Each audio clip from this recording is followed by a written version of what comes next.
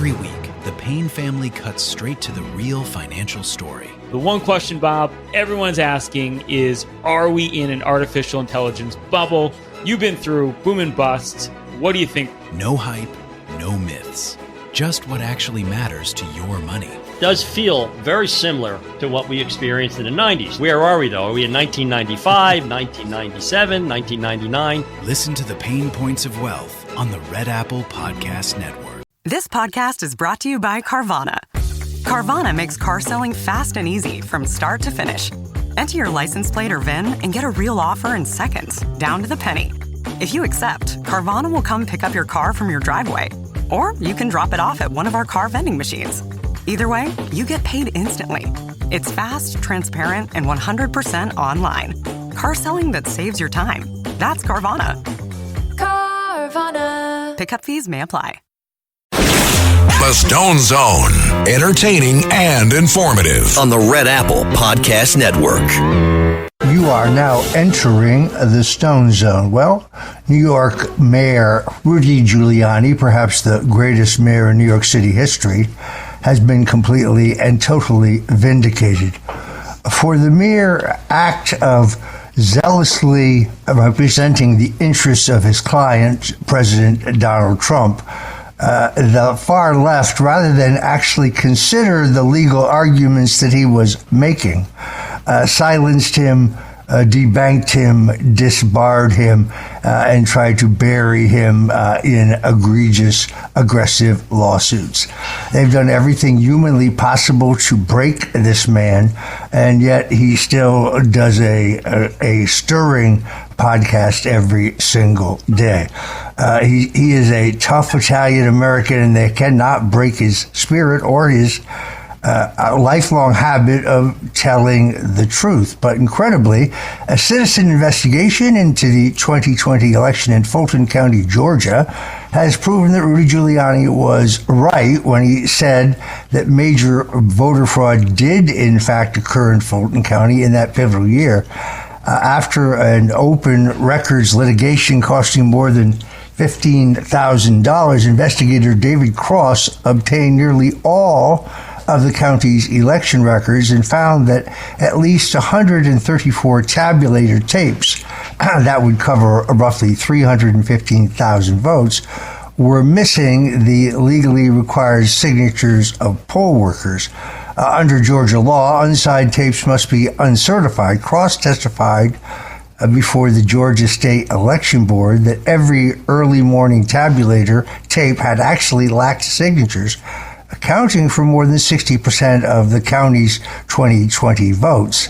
There were also additional irregularities, including missing tapes, identical protective counters across polling places, polls open days late, closing after 2 p.m., mismatched serial numbers, a number of questions regarding the chain of custody. So in other words, Rudy Giuliani was right about all of it. And then Jack Smith invented a crime that would be the formation of an electoral college board of electors. Throughout our history, in 1877 and 1960, when there have been election disputes, the parties have always formed electoral college slates in the event that they prevailed in litigation over the outcome of the election, and they would therefore be seated. It's like preserving your rights. But somehow Jack Smith and Merrick Garland decided that this was actually a crime, that it was a crime to organize politically. If you read the minutes of the electors in Georgia, all of whom were charged, that case was ultimately dismissed. All they did, if you read their minutes, is to say, to protect our rights because we are suing, we're forming this alternative slate. It's there in black and white, yet they tried to send President Trump, Rudy Giuliani, Sidney Powell, many others to prison over that remarkable act of lawfare. So it is great to see Giuliani on this Christmas, completely and totally exonerated based on everything we know in Georgia. The official county officials don't even dispute the core facts now. The county attorney, Ann Brumbaugh, conceded that the tapes were unsigned and acknowledged that it was a violation of election laws. The vice chairman of the election board, Janice Johnson, said the country's records were woefully incomplete. They don't even deny this theft. The executive director, James Mills, called the situation one of the most egregious breakdowns he's ever seen. These kind of failures matter because Georgia's statewide races are always razor thin. If you look at it historically, Joe Biden carried Georgia, we're told, by fewer than 12,000 votes. This, of course, all means that when Donald Trump was on the phone with Secretary of State Raffensperger, with, I believe, as many as 7 other lawyers on the line, he did not tell Raffensperger to find 17,000 votes. He told them he had counted far more than 17,000 illegal votes and then the margin of victory, and that Trump would win, not anything like go out and manufacture these, which is, of course, what they tried to say to the media. Same time, Senator David Perdue, a great patriot, narrowly missed outright victory over challenger John Ossoff, triggering an actual runoff. It's very clear that race was rigged in the same manner. Cross has not called for overturning the results, but Raffensperger should never have accepted these uncertified numbers and counting them. He was the Republican Secretary of State. The Elections Board agreed that they would levy a fine of $670,000 against Fulton County. So everything that we were told, of course, is true. And, of course, then you look at the Silver State, Nevada, where voter theft is a way of life. As long as the state of Nevada has as its state law a provision that everyone on the voter rolls be mailed a mail-in ballot whether they have requested one or not, victory for Republicans will remain elusive. The last time I spoke in Las Vegas to a conference, a man walked up and showed me 5 mail-in ballots. This was before the last election. 5 mail-in ballots, all addressed to him at the same address. He pointed at one and said that it was him. The other 4, he said, were people who had rented his apartment prior to his renting it.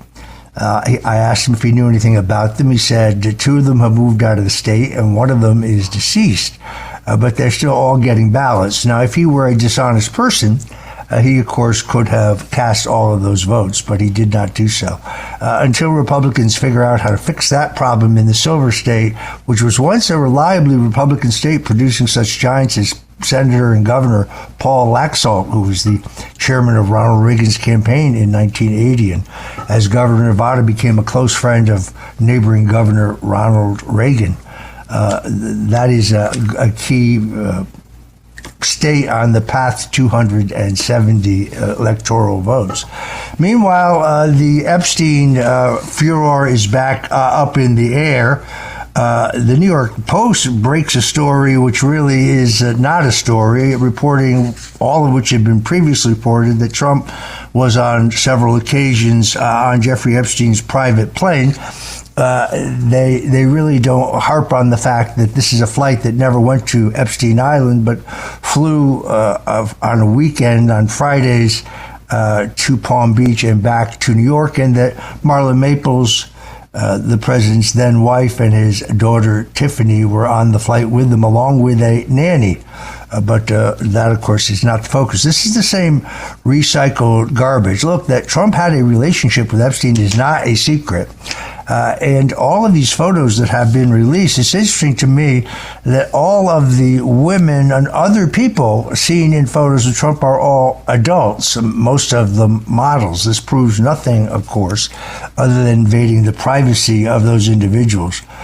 Trump has actually commented on that. And interestingly enough, we were told in a formal statement by Bill Clinton, now running for months, but Clinton denied ever being on Epstein Island, period, end of story.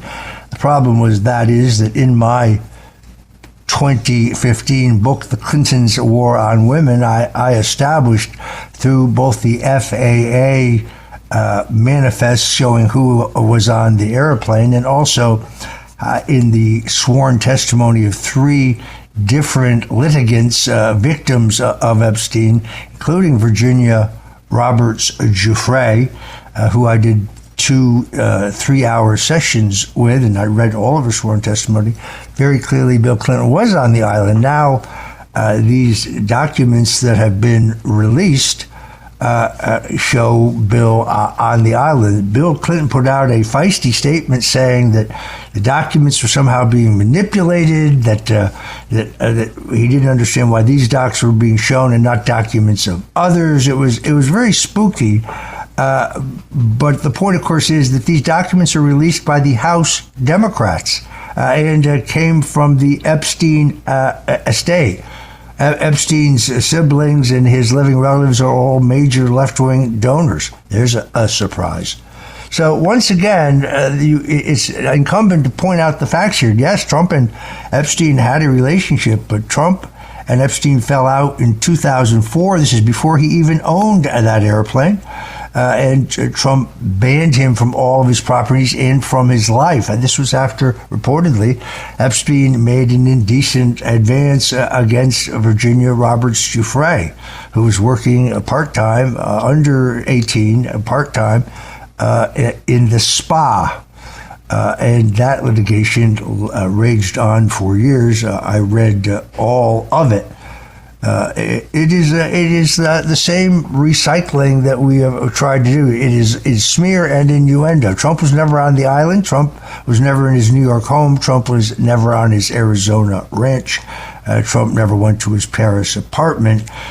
Steve Bannon did visit him in both New York and in Paris after being fired from the Trump White House. Those emails are intriguing. They show an intimate relationship, and you can clearly see that Bannon is coaching Epstein on his PR rehabilitation.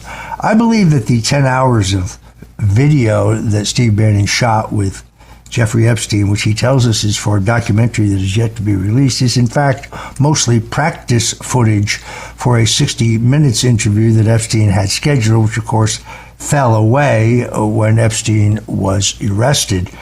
Is very clear if you look at Michael Wolff's books, if you look at the emails, that is clearly the role that Steve Bannon was playing. It's interesting that when one of his lawyers says in shock after Trump is elected, he emails Epstein and says, Trump actually won, and Epstein's response is, no problem, Bannon with me.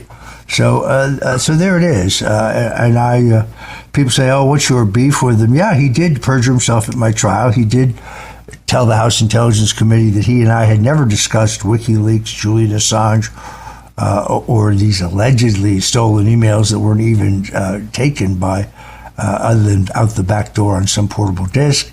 And then he said no to that question several times. Then he showed up at my trial, sweeps to the jury box, dressed kind of like a fat Johnny Cash, all in black, a lot of dandruff, unshaven, won't look me in the eye, and asked the exact same question. He says, yes, Stone raised WikiLeaks in these emails in every phone conversation we had in 2016. And then to put a point on it, he said, I considered him the campaign's access point to WikiLeaks. That headline bounced around CNN for a week, except problem was it was not true. I'd actually taken 2 polygraph tests that proved it was not true. We'll be right back. This is Roger Stone. The holidays are here, and it's the time of year when travel, crowds, and cold weather mean one thing. Everybody's getting sick. And in moments like this, you don't want to rely on the bureaucracy, the nonsense, or the slow-moving medical machine. You want control. You want to be prepared. You want options. That's why I want to tell you about All Family Pharmacy, a company that actually puts you in charge of your health. You can go to allfamilypharmacy.com/stone, place your order online, and a licensed physician reviews it. Once approved, your medication medication ships directly to your doorstep. Fast, private, and secure. So whether you're looking for ivermectin, antibiotics, or everyday maintenance medications, All Family Pharmacy now has you covered. No waiting rooms, no runaround, no interference. This holiday season, don't gamble with your health or your family's health. Stay prepared, stay protected, stay in control. Visit allfamilypharmacy.com/stone and now save 10% with code STONE10. Take charge of your health because nobody cares about your freedom more than you do. This episode is brought to you by Netflix. So Netflix is basically Santa this year. 2 NFL games on Christmas Day, streaming live. At 1 p.m. Eastern, it's Cowboys, Commanders. Then at 4:30, you've got Lions, Vikings. Midwest football, playoff stakes, and probably some snow. Watching holiday football is a tradition the whole family can enjoy. Open some gifts, grab some food, settle in, and watch NFL Live on Netflix this Christmas Day. The Stone Zone. Entertaining and informative. On the Red Apple Podcast Network. And we're back in the Stone Zone. I had a blast at the Turning Point USA's America Fest in Phoenix. I now can honestly say I've shared the stage with President Donald Trump. I've shared the stage with RFK. I've shared the stage with Charlie Kirk, of course. I've shared the stage with Tulsi Gabbard, Pete Hegseth, Tucker Carlson. It is a great experience. I think J.D. Vance kind of really captured the moment, a very powerful speech, which he stressed that we conservatives and Trump supporters and free thinkers need to stop fighting amongst ourselves and focus on a very dangerous and lethal enemy, the progressive, vicious progressive left, the Marxist clique that has taken control of the once great Democrat Party of patriots like John F. Kennedy and Harry Truman, that Robert F. Kennedy Jr., all ardent anti-communists. That Democrat Party no longer exists. But the other big hit, of course, and I don't know a lot about rap culture, but Nicki Minaj, who was savaged by the left because she expressed COVID-19 vaccine skepticism. And at the time, Charlie Kirk publicly defended her, calling out Democrats for the attacks on her. She made a surprise appearance at Turning Point's conference in Phoenix, closing the event with a message that cut against the grain of modern identity politics. Minaj urged young women to be confident in who they are, reject bitterness, and stop tearing others down over background or appearance. She had a surprise appearance where she was interviewed with Erica Kirk, who I think has conducted herself with dignity and grace under enormous pressure in the face of the horrific murder of her husband, and has picked up his mission. Minaj says, I don't want any child feeling that way if, as black women, we feel that we are not being represented, not being admired for our beauty. If we feel that as black women, why would we want to do that to other women? Why would we now need to make other people downplay their beauty? I don't need somebody, she said, with blonde hair and blue eyes to downplay their beauty because I know my beauty. Why have we gotten to a point where certain colors, certain kinds of people have to be afraid of loving themselves and loving the way they look? This is precisely what was preached by Dr. King. It is precisely what it was preached by Marcus Garvey, the early civil rights leader, which is just, it is self-identity. Richard Nixon wrote about it as black capitalism, the fact that African Americans wanted what all Americans wanted, a piece of the economic pie. That's why he started the Small Business Administration, the Office of Minority Business Enterprise. It is why he gave us the affirmative action policies that many conservatives dislike, but gave black and minority-owned businesses a leg up in federal contracting. He also desegregated the construction trade unions nationwide. So Minaj really, I think, grabbed the moment there. She's been on her X file, where she literally has millions of fans. She has been a a staunch defender of free speech, a staunch defender of Donald Trump, to the surprise, I think, of many. But she is truly a superstar, and she was, I wouldn't say she eclipsed J.D. Vance, but she certainly emerged from this conference with a lot of coverage over her very positive and upbeat message of self-responsibility, self-reliance, patriotism, love of country. It was really amazing to watch. I'm Roger Stone. To listen to the Stone Zone, we've got more politics on the other side, so whatever you do, don't go away. Adobe Acrobat Studio, so brand new. Show me all the things PDFs can do. Do your work with ease and speed. PDF Spaces is all you need. Do hours of research in an instant with key insights from an AI assistant. Pick a template with a click. Now your Prezzo looks super slick. Close that deal? Yeah, you won. Do that, doing that, did that, done. Now you can do that with Acrobat. Now you can do that with the all-new Acrobat. It's time to do your best work with the all-new Adobe Acrobat Studio. Meet the computer you can talk to. With Copilot on Windows, working, creating, and collaborating is as easy as talking. Got writer's block? Share your screen with Copilot Vision to help spark inspiration, and use Copilot Voice to have a conversation and brainstorm ideas. Or maybe you need some tech help. With Copilot Vision, Copilot sees what you see. Let Copilot talk you through step-by-step guidance so you can master new apps, games, and skills faster. Try now at windows.com/Copilot. Say hello to the all-new Alexa Plus and see how Alexa can do so much more for you. Need tickets to see your favorite artist? Craving your comfort restaurant? Just sit back, relax, and talk naturally. Alexa's on it. It learns your style, anticipates what's next, and makes it happen across Echo, Fire TV, and more. Learn more at Amazon.com/new Alexa. Looking for the perfect gift? Blink has you covered.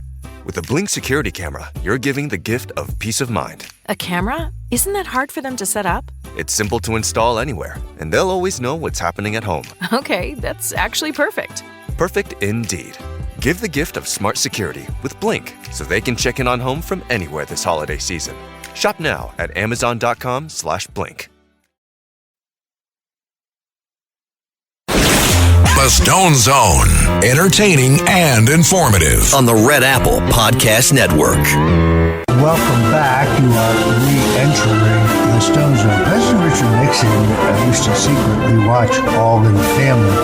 Carol O'Connor as Archie Bunker. The Stapleton woman, one of the two famous actresses playing Edith. And of course, Rob Reiner played the hippie liberal son, Meathead. Trump would rail against Meathead on television. He was mesmerized by the series. Of course, we only know this through the White House tapes. Nixon publicly insisted that he never watched TV. I really did not like what Rob Reiner became in his mania to destroy Donald Trump. It went way beyond political opposition. Nonetheless, I do not in any way celebrate his death, the vicious killing of Rob Reiner, the famous actor, son of Carl Reiner, one of the funniest men alive, particularly when he was teamed with Mel Brooks and the 1,000-Year-Old Man recordings. Check those out.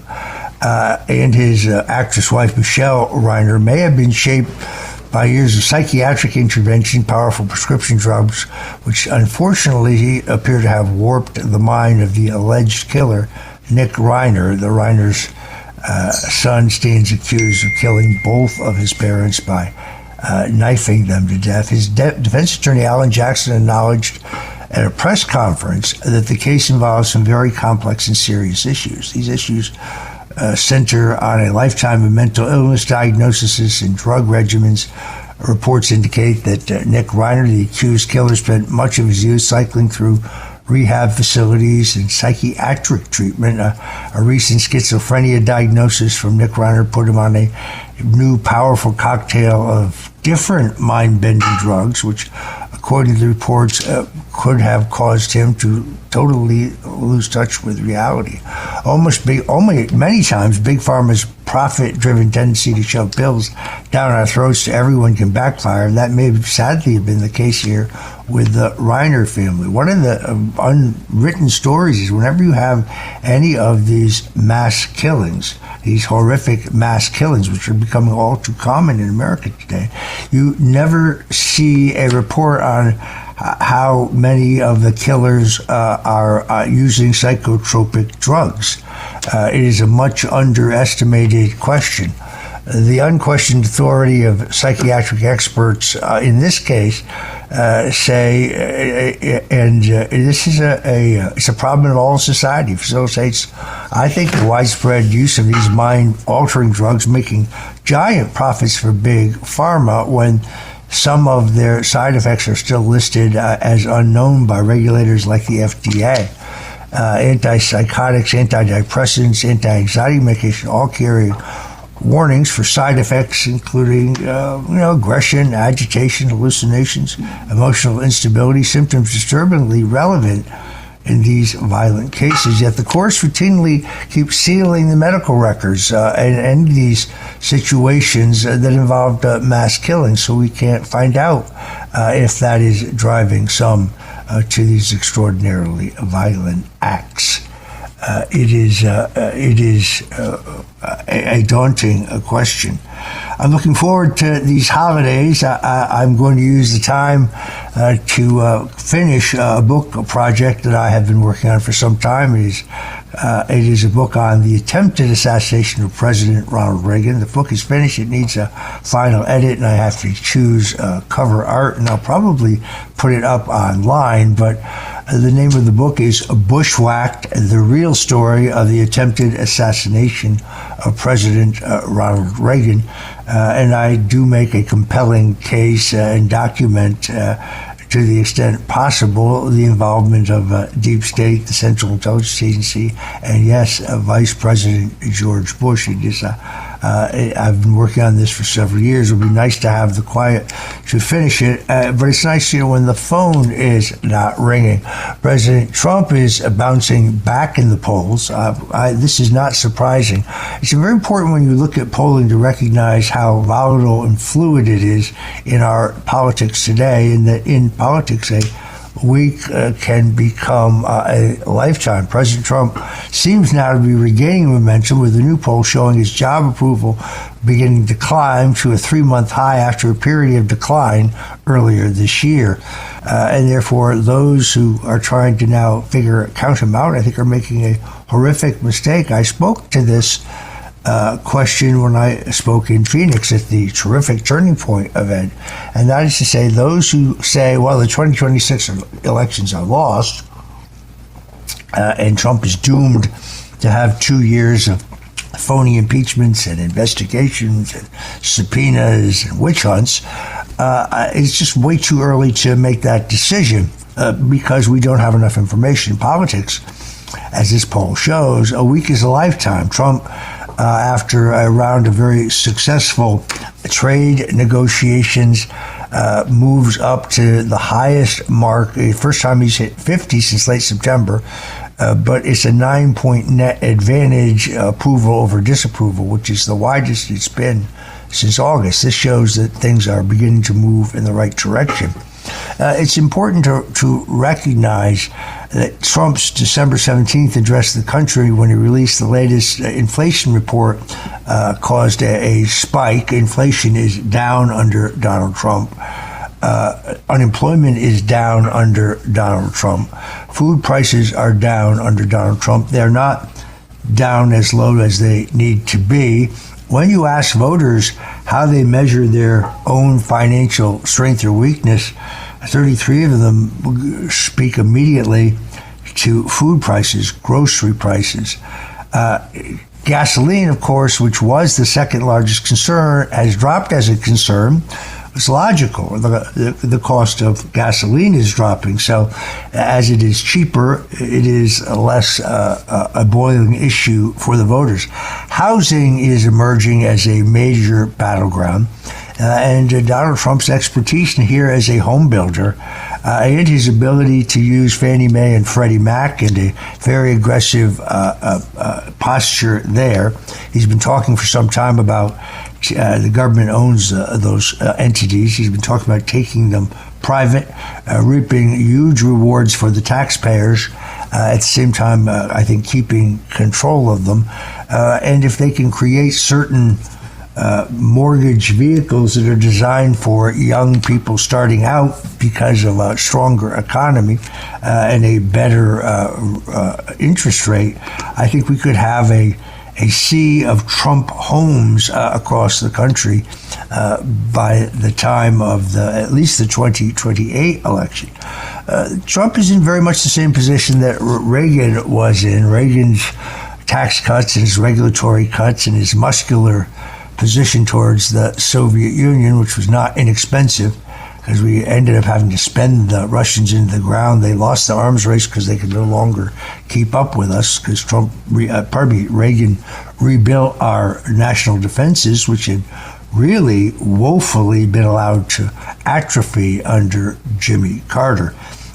Trump and Secretary of War Pete Hegseth are doing that now. They have done away with the DEI policies. They have arranged for those who were forced out of the service because of their refusal to take a vaccination against their will. They have resolved that, and they're rebuilding a military that's a lethal fighting force that's meant to defend the country. It's interesting that enlistments in our military are up sharply, which is reverses a very long-term trend. So I still think that through the tax cuts, through the regulatory cuts, through his trade policies, which is literally bringing in billions of dollars of capital into the government, capital that can be used for tax reduction and debt reduction, which is what conservatives are supposed to be for. When people start getting their refund checks, that will have a very positive effect, because it is a firsthand demonstration that voters are in fact will act, I think, very positively. Trump's focus on combating inflation, providing strong leadership on immigration, national security, and fostering economic stability. And there is no question that the very broad deportation policies for illegals, I think, has some political problems, in that there are instances when people who are here illegally but have been here for 25 years, have been gainfully employed, have been dutifully paying taxes, have jobs and families, and have never had any problem with the law, are being sent out of the country. I think you're going to get some type of backlash, and I think that is problematic. I agree with the need to get the violent gangbangers and the criminals who have charges against them either in this country or charges against them in the country from which they came out of the country. I think my friend Tom Homan has done that, but the optics of rounding up Abuela is not positive politically. I hope that the president will examine these policies. I recognize the desire to reduce the fact that Joe Biden had a wide open border,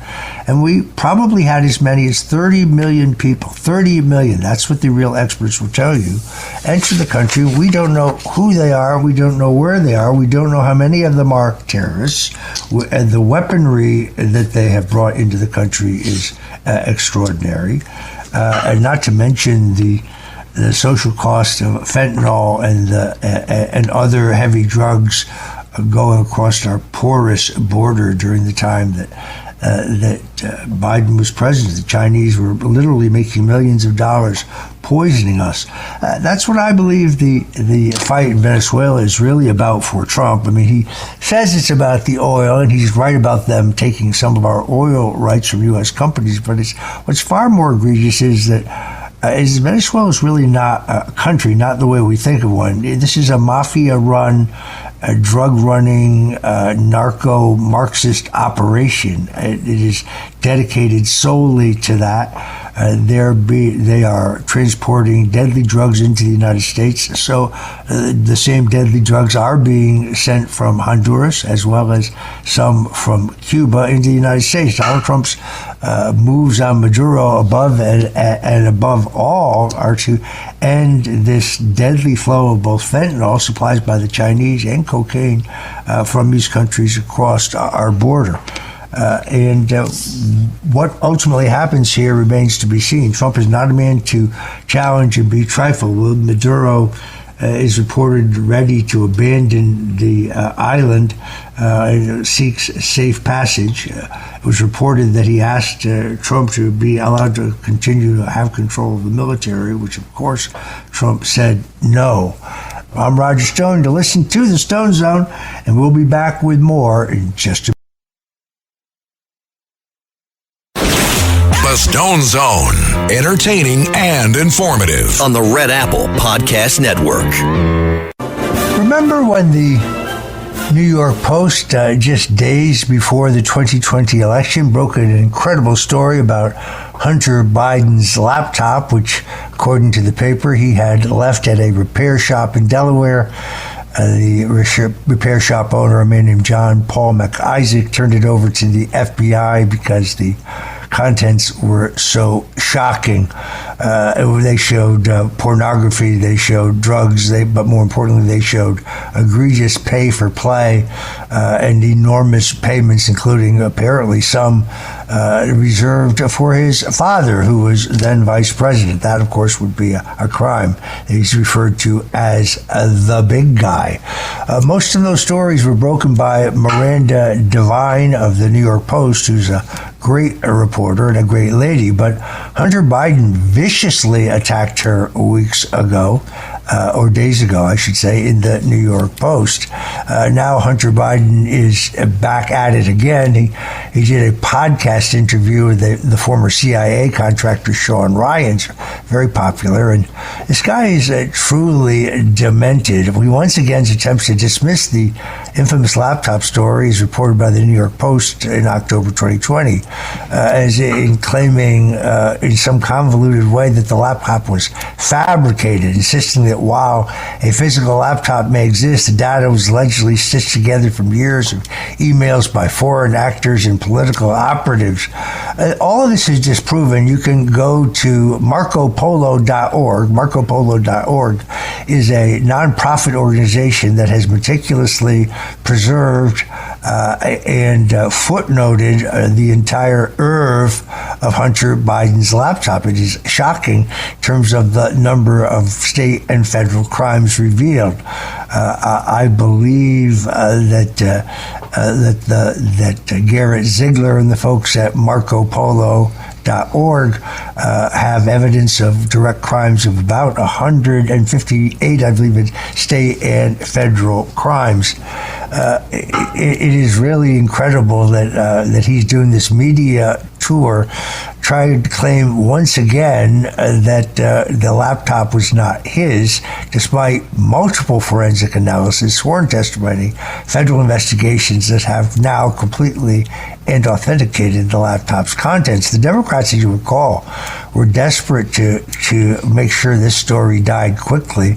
51 current or former intelligence officers, organized by Mike Morrell, who at that point was working for the Central Intelligence, he co-signed a letter, all of which they knew was false, claiming that there was some evidence that Hunter Biden's laptop was a fabrication, indeed Russian disinformation. They said it had all of the hallmarks of it. It had none of the hallmarks of it because it was 100% real. Hunter Biden's lawyer, Abby Lowell, actually sent me a letter demanding I preserve any information or evidence that I have regarding the laptop, including communications with Rudy Giuliani, Steve Bannon, and others. I have no such communications. I learned about the story on the New York Post, in the New York Post, and the shocking story by Miranda Devine, who broke most of this. There's also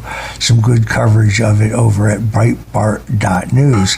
But Hunter Biden was allowed to walk out on a $15 million tax debt. He and I both had our tangles with the IRS, but in his case, I reported every penny to them. I reported all my assets to them. I simply could not pay. And I owe the IRS a large amount of taxes, and I have paying them down, and I probably will for the rest of my life. But in his case, he failed to report. That's tax evasion. He failed to report $15 million of income. The U.S. attorney in Delaware, who was a loyal Democrat, let that very serious charge expire. So this whole Roger Stone and Hunter Biden are being treated differently. He committed a crime. I committed no crime other than the crime of running out of money because I was economically and financially destroyed in the Mueller investigation. I mean, we lost our home, our car, our savings, our insurance, my ability to continue to make an income and support my wife and I. So Hunter Biden now, just these pictures, when you go to get this book from MarcoPolo.org, the more raunchy pictures will be pixelated out, so it is suitable to have around the house. You have to worry about children seeing it. Anyway, that's it for Hunter Biden. I can't believe this guy is not in jail. But remember, he got a full and complete pardon, and his pardon was not done by AutoPen. It was signed by the man that CIA director called a veritable vegetable, Joe Biden. You've been listening to the Roger Stone Zone show here. This is the Stone Zone. Thanks for joining us, and we look forward to these Christmas holidays together. The lighting of the tree at Rockefeller Center, followed by dinner at the 21 Club, used to be my favorite thing about being a New Yorker at Christmas time. We'll see you tomorrow. God bless you, and Godspeed. Thanks for listening to The Stone Zone with Roger Stone. You can hear The Stone Zone with Roger Stone weeknights at 8 on 77 WABC. If you like the podcast, share it with your friends and listen anytime at WABCRadio.com and download the WABC Radio app. Hit that subscribe button on all major podcast platforms. Plus, follow WABC on social on Instagram, TikTok, Facebook, and X. See you next time for a new episode, so you never have to wonder. What the heck is going on here? Every week, the Payne family cuts straight to the real financial story. The one question, Bob, everyone's asking is, are we in an artificial intelligence bubble? You've been through boom and bust. What do you think? No hype, no myths. Just what actually matters to your money. Does feel very similar to what we experienced in the 90s. Where are we, though? Are we in 1995, 1997, 1999? Listen to the Pain Points of Wealth on the Red Apple Podcast Network. Hey, Ryan Reynolds here. Wishing you a very happy half-off holiday, because right now Mint Mobile is offering you the gift of 50% off unlimited. To be clear, that's half price, not half the service. And Mint is still premium unlimited wireless for a great price. So that means a half day, yeah? Give it a try at mintmobile.com/switch. Upfront payment of $45 for 3-month plan, equivalent to $15 per month required. New customer offer for first 3 months only. Speed slow after 35 gigabytes if network's busy. Taxes and fees extra. See mintmobile.com.